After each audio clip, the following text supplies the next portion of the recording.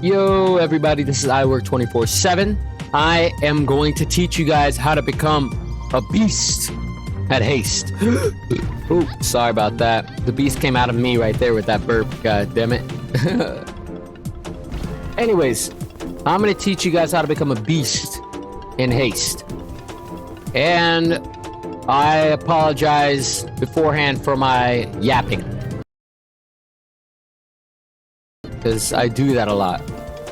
Now, I've played over 50 hours of this game, so if that's not proof enough that I know enough about this game, then that's cool. And if you don't believe me, then you can exit this video right now. But the people that want to get better, let me show you guys. Okay, 100%, I will stop yapping right now. The first step, because there are 3 steps into this, and the 3 steps are your basics, awareness, and your ability to dive. First of all is your basics. It's adjusting. This is the first technique. Adjusting. When you're in the air, to get a perfect landing, all you have to do is adjust your character to get a better landing. And all it is pressing the space button to make your character flip. You see how my character is flipping right now? But basically when you do that, it brings your character lower. Super simple, super easy. Adjusting. Adjust your character in order to get your smooth, perfect landing.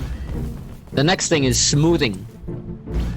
All it is moving your arrow keys.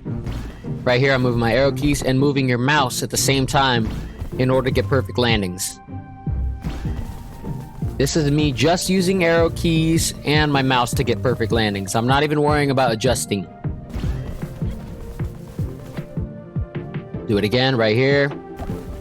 That was a good one, but perfect. There we go. Perfect. One more perfect. Now the basics, the first step of it is just adding smoothing and adjusting together. When you're able to do that, your perfect landings will come naturally. Just play the game and focus on adjusting your character and smoothing your character. Then you can even add the board to it. So that was the first step, basics. And the only thing you need to do to train that is play the game and focus. Get your perfect landings. Now we're going to move on to the second part of learning to get better, and that is your awareness. And awareness steps up your ability to play the game tenfold.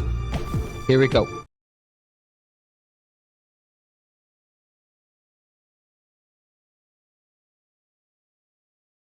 Alright, so you've perfected your landings and you're moving on to awareness. This is the second step of becoming better at haste. So, the biggest key thing that you need to take away from this is you need to not look at your character. I'm going to pause the game and probably show a screenshot, but I'm going to point to where I'm looking instead of the character. Because you can get your perfect landings, you don't have to look at your character in order to get perfect landings. You're just going to be able to get perfect landings naturally just because you see them out of the corner of your eye. But that allows your eye to look around you in the meantime. Looking at trees, looking at rocks, and even planning out what the next hill to go to so then you can maintain your speed.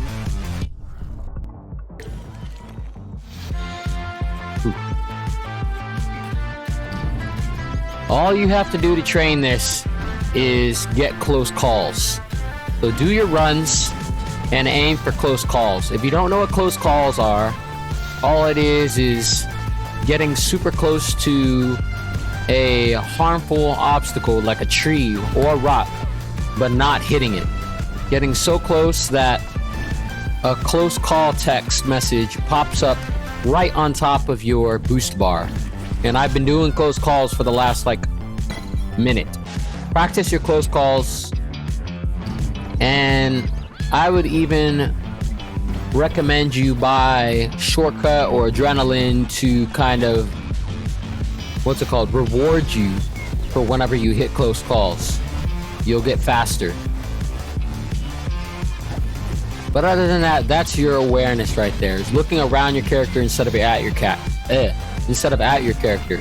And when you combine the basics of adjusting, smoothing, and your awareness by looking around you to avoid harmful obstacles and improve your route, you're going to be able to fly smoothly through maps. You should be getting scores of B and above every single time, unless you hit something. And that's your awareness. Train it by getting close call items like shortcut right here. On close call, gain 10% boost for 2 seconds. It's going to reward you for when you get close calls. But other than that, you're ready to move on to the third step if you've completed all this and you're very aware of your surroundings. I wouldn't recommend you move on unless you're aware.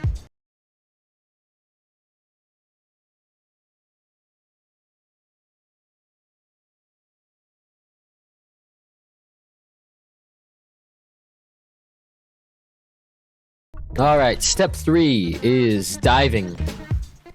And you're going to replace adjusting in the first step with diving. All that is holding the spacebar instead of tapping it.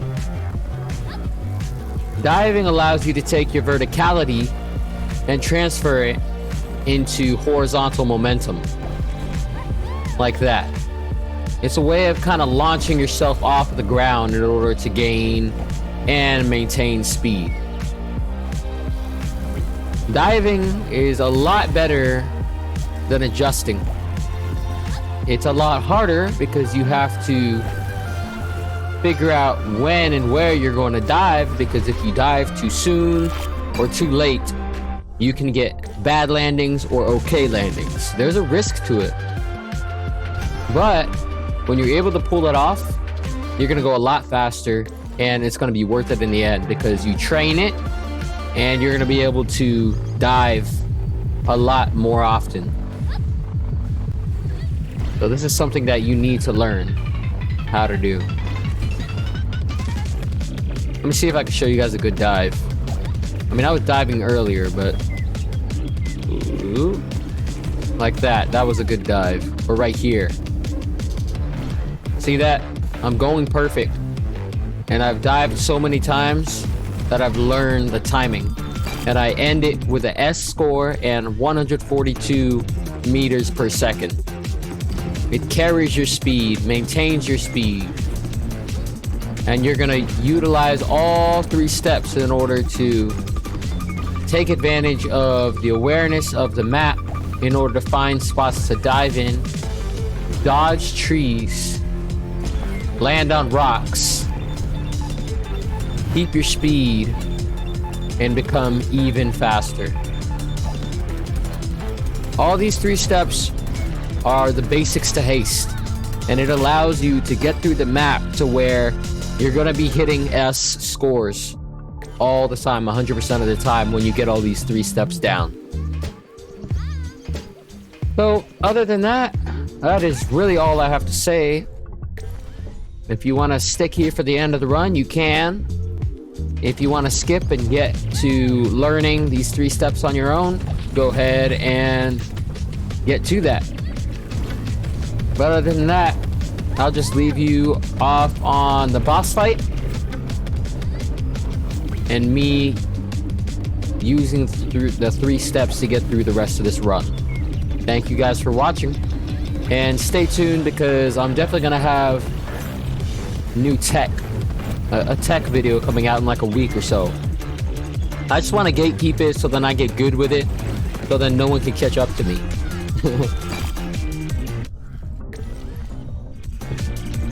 Because when I release it, I want to be the best at it, so I can gatekeep the content about it. I sound evil saying that, but at the same time, it's like I figured it out, so I'm gonna just keep it behind closed curtains for now. But don't worry, like I said, if you guys stay tuned to what I'm showing y'all, to my channel, then you guys will learn it as well.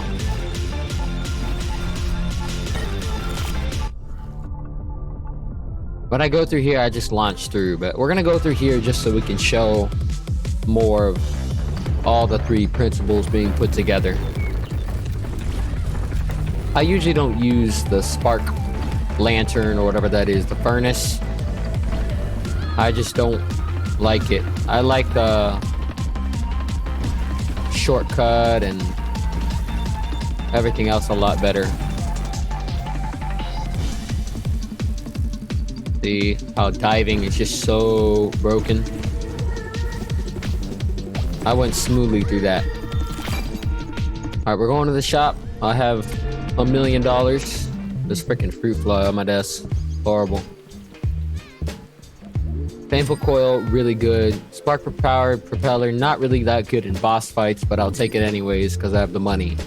Impulse active stabilizer. I don't really use it, but it is smart for the boss fight because you might hit a tree, or especially that lava wave. Sometimes I do hit it, but most of the time it's fairly easy to avoid. The boss fight really does show my experience and knowledge in the basic mechanics of the game, because it's kind of an open area. You can go left and right wherever you want to, and you can dive as you see fit.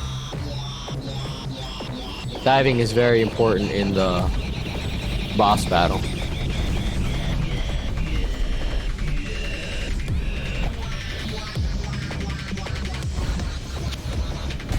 I'm gonna be super smooth, and as you can see, my meters per second in the corner, it's gonna go up super quickly.